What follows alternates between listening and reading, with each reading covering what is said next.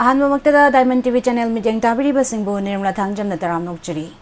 Hauzik makatarakpada lanthoksaring asigi matam Wapham amade Rashi Phal. Asigi ahanbada laukhachari Kangleipa ki Meira editor kalamdagi security force na ningthina ngak senduna law lokpagi thabak mai pakna pangthokpa ngamna bahanase.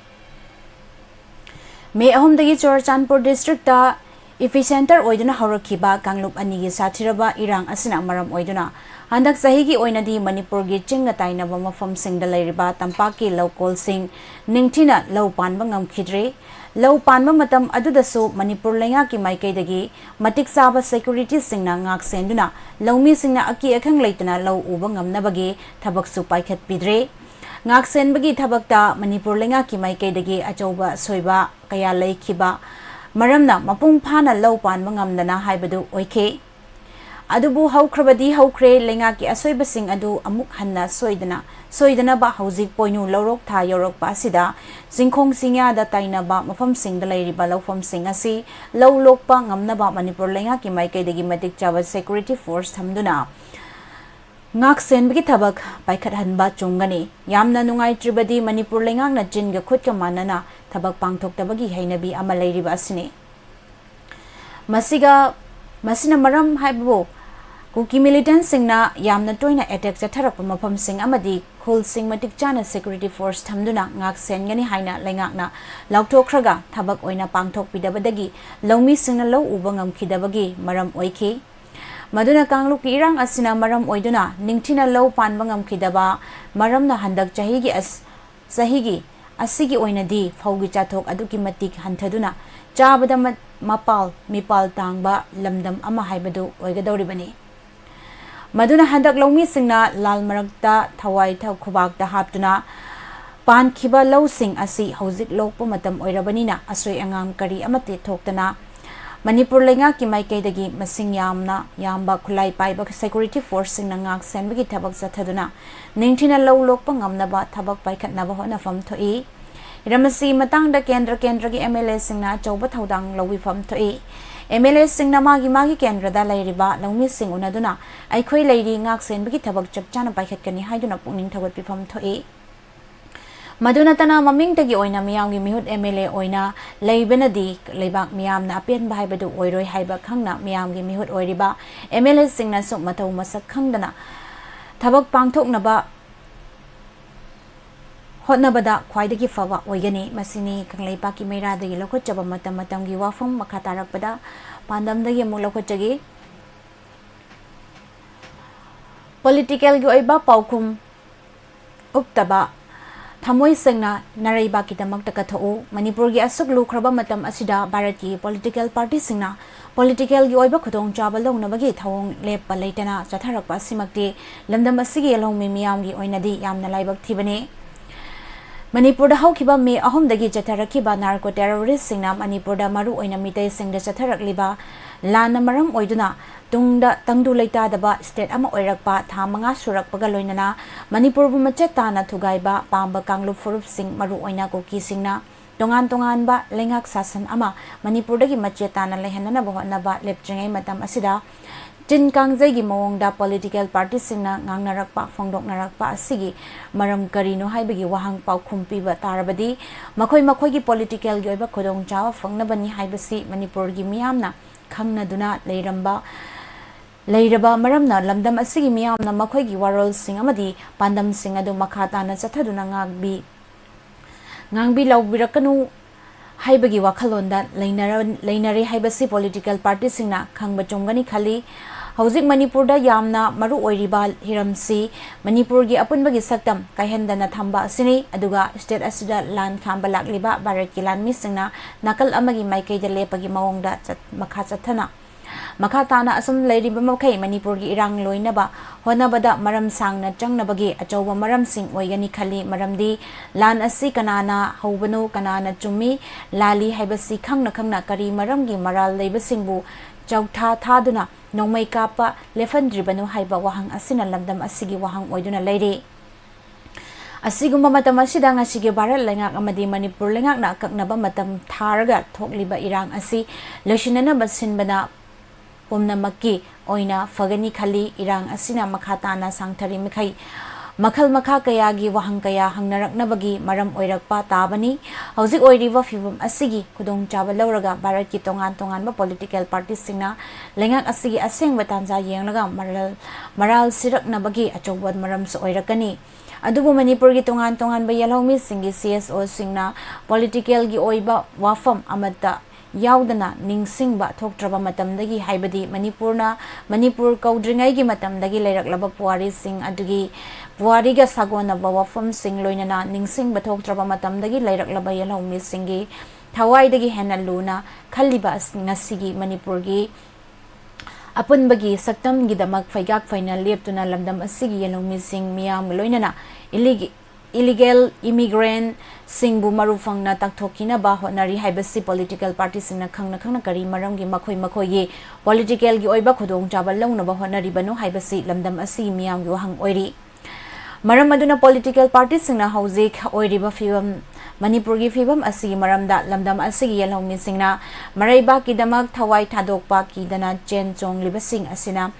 thawna hapagi saruk ama oina political party amatagi maming sizinadana ngasigi miyam gi tongan ba apunbagi lupsing asina jangsilakli ba khongjang sing asida angamba pambai kaya ga loinana manipur gi apunbagi saktam ngaknaba honabada poram kayamuk yatminabagi thabaki damak thamoi sengna fongnat kathokpagi thaudang lobana miyam gi oina afaba oigani maram maduna hauzik oriba manipur gi phibam asida political gi oiba pai maikhom oplaga nakhoi gi party gi khudong chabal launa bhana ba manbagi thawong makhata na chathabana hena fagani masini pujarakli ba pandam dagi lokhotjaba matam gi Wapham makhata rakpada amuk gi ngasigi Rashi Phal amuk taminasi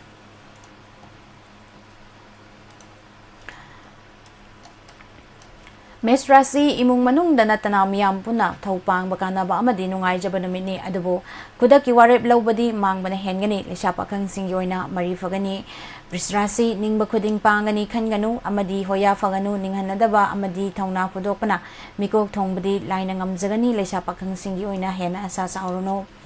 Mithun Rashi marumapanga mari fabawatpa ngangba sakpasu cheksingadaba numini adubo nachak naraldi chawkhatkani ningba thungani lesha pakhang singi oina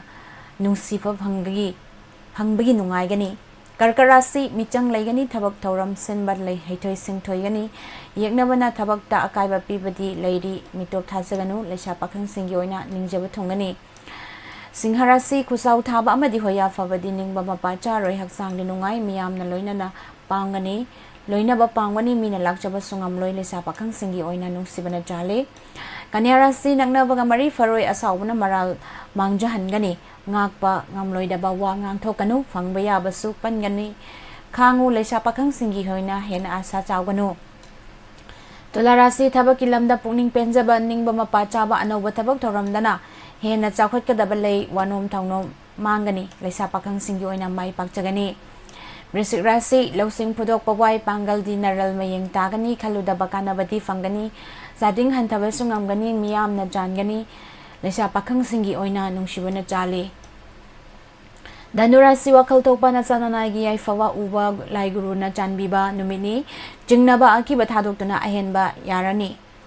Honaba yarani lesha pakhang singi oina laibak fagani Makar Rashi yanaba na mangjaba asawna thabak hena kainahanba num kaya lei yaba numitni nathak thongbana di chanbigani ngangsak mafaksagani lesha pakhang singi oina michang kara watkani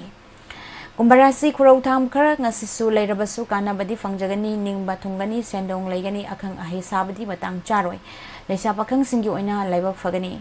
Aroi badamina Rashi pangningba thabak soidana pangani fare khanba thabak to mina insin bangai dana panghauro napal irang faradi mangjagani lesa pakhang singi oina mai pak lagani masini pujarakli banga sigi matam gi Wapham amadi Rashi Phal sigi ISCOM cable network amadi GTPL cable network ta miyang tabiriba amadi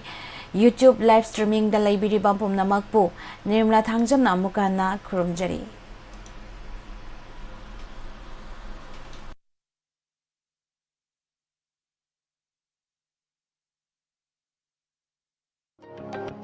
Lengsin Biraksi,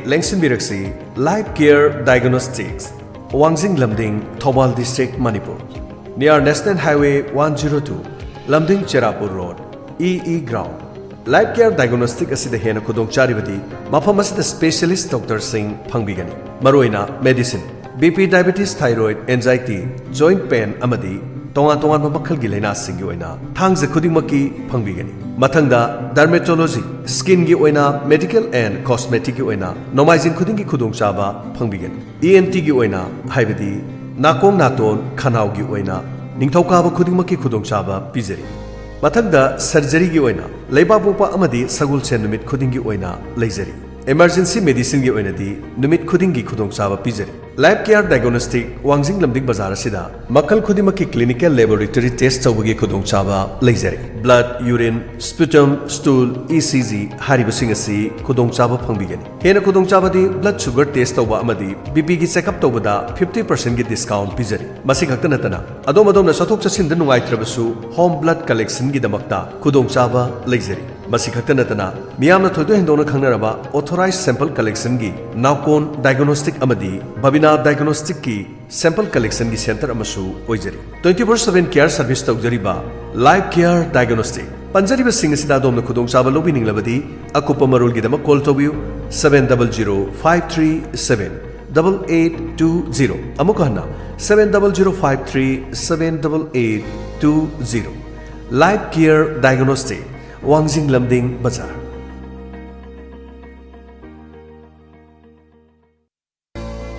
Admission Hangdukchari, Royal School of Nursing Wangwal, Thobal District, Manipur, affiliated to Manipur Nursing Council, Government of Manipur, recognized by Indian Nursing Council, New Delhi. Chahi ohumgi nupa amasung nupigi, GNM gi direct admission gi dama kudong chaba pizari. Eligibility 10+2 in any stream with 45%. Minimum and maximum age 17 years and 35 years. Age on 31st December 2023. Session lagliba October 2023 dagi haujaragani. Akang seat masing kharakaktan. Application form phangbigadaba mafam sing Royal School of Nursing Wangwal, IRDEO Office Wangwal. Last date of admission 31st October 2023. Akopa marul gidama 9366841509. Amukahana 9366841509. Ngasi mo unabiu tanabi. Royal School of Nursing Wangwal, Thobal District.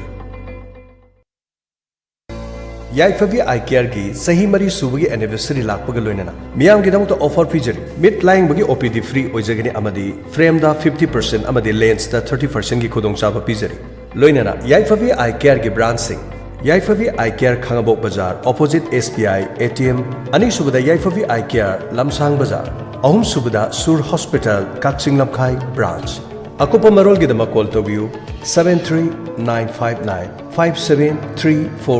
Amukahana 73959 Yaifavi eye care gi tonga branch ahum da thamjariba khudong chaba sing asi miyamna lobiu.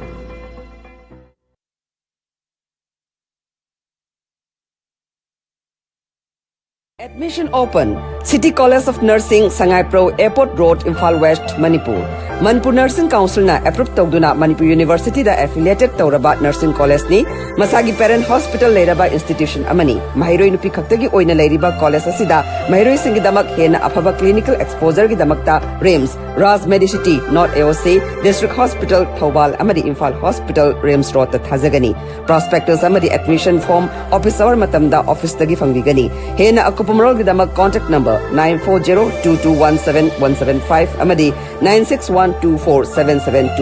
dagi fangbigani. Loina Masagi Parent Hospital Lairaba City Hospital and Research Center Singmairong da Laizare Amadi Mafam Asida Education Loni Kudong Chabasu Laizare Lengsin Birau